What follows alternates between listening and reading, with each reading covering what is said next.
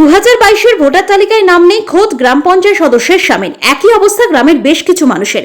সকাল থেকে কাগজপত্র নিয়ে লম্বা লাইন পঞ্চায়েত সদস্যের বাড়িতে। এসআইআর পরিস্থিতিতে ভোটার লিস্ট থেকে নাম কাটা যাওয়ার আতঙ্কে এলাকার মানুষ। মালদার ইংলিশ বাজার ব্লকের যদুপুর 2 নম্বর গ্রাম পঞ্চায়েতের ভারত বাংলাদেশ সীমান্তবর্তী রায়পুর এলাকার ঘটনা। রায়পুর বুথ থেকে নির্বাচিত তৃণমূলের গ্রাম পঞ্চায়েত সদস্য উষা মণ্ডল। 2022-এর ভোটার তালিকায় নাম নেই খোদ তার স্বামী তপন মণ্ডলের।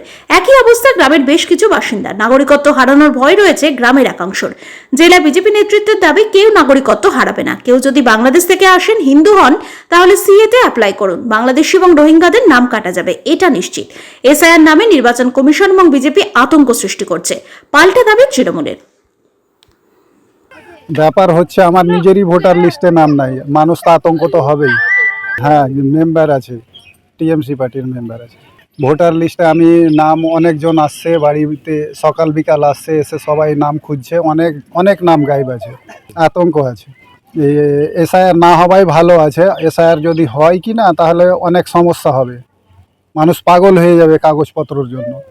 আমি তো নিজেই ইসের মধ্যে আছি, সমস্যার মধ্যে আছি।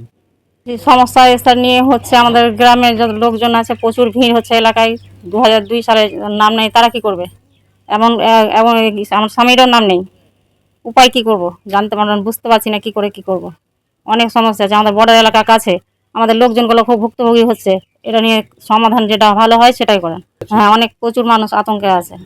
দেখুন, এই ব্যাপারে আতঙ্কিত হওয়ার কিছু নাই। বিজেপির পরিষ্কার বক্তব্য আছে, যে সমস্ত হিন্দু বাংলাদেশ থেকে ভারতবর্ষে আশ্রয় নিয়েছে তারা হলো শরণার্থী, আর বাদবাকি যারা তারা কিন্তু অনুপ্রবেশকারী, তারা কাজের সন্ধানের জন্য এসছে। আর শরণার্থী যারা, তারা নিপীড়িত হয়ে এসছে। সেই জন্য 2002-এ যাদের ভোটের কার্ড নাই তাদের আতঙ্কিত হওয়ার কোনো কারণ নাই। সমস্ত শরণার্থী ভারতবর্ষের নাগরিকত্ব পাবে এবং নাগরিকত্ব পেয়ে তাদের ভোটার লিস্টে স্বাভাবিক যে পদ্ধতি আছে সেই পদ্ধতিতেই নাম উঠবে। সেই জন্য অযথা কোনো শরণার্থীর আতঙ্কিত হওয়ার কারণ নাই। আমরা শরণার্থীদের পাশে ছিলাম, আছি, থাকব। এবং যারা অবৈধ ভোটার, রোহিঙ্গা, অনুপ্রবেশকারী, তাদেরকে ভারতবর্ষ থেকে বিতরণের ব্যবস্থা ভারতীয় জনতা পার্টি করবে। এইটা আমাদের পরিষ্কার বক্তব্য আছে। এর মধ্যে কোনো লুকাচুরির কোনো ব্যবস্থা নাই।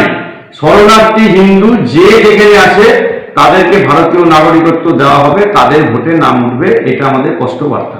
আমাদের নেতা অভিষেক বন্দ্যোপাধ্যায় সাংবাদিক সম্মেলন করে ডিটেলস সংবাদ মাধ্যমকে বলেছেন যে গত 2002-এ 2 বছরে হয়েছিল, কোন মেকানিজমে 1 মাসের মধ্যে তারা এসআইআর করবে।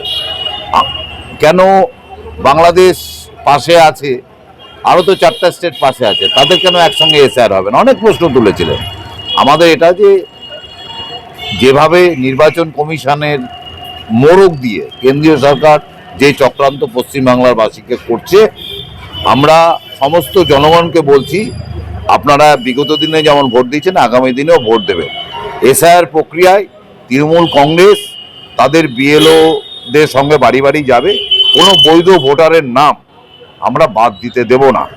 এটাই আমাদের কথা, যে ভারতবর্ষের নাগরিকত্বের প্রমাণ 2002, এটা কে ঠিক করলো? এটা কে ঠিক করলো?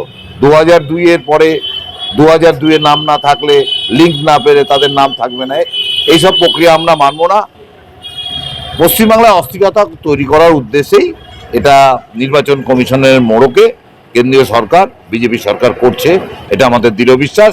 আমরা এই চক্রান্ত প্রতিহত করবই।